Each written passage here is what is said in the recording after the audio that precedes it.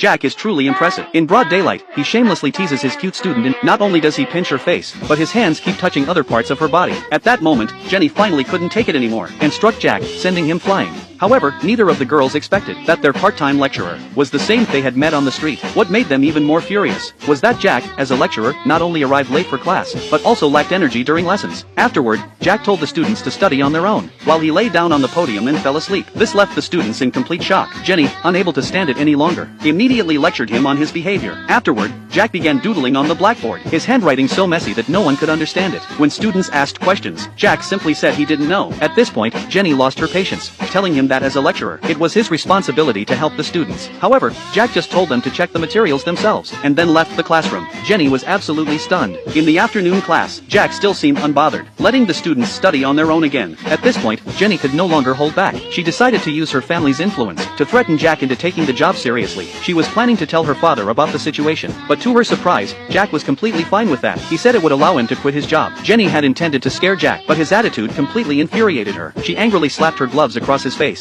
The students were shocked. For the first time, a student had issued a challenge to a teacher. If Jenny won, Jack would have to take his job seriously. If Jack won, Jenny would have to accept any condition he set. That night, everyone gathered together, eager to see the outcome of this challenge. But no one believed the student could defeat the teacher. Moreover, Jack seemed completely indifferent to the outcome. On the other hand, Jenny was so nervous that her legs were shaking. Soon, the battle began. Jenny launched the first spell, but Jack didn't even attempt to dodge. He smiled as if everything was under control.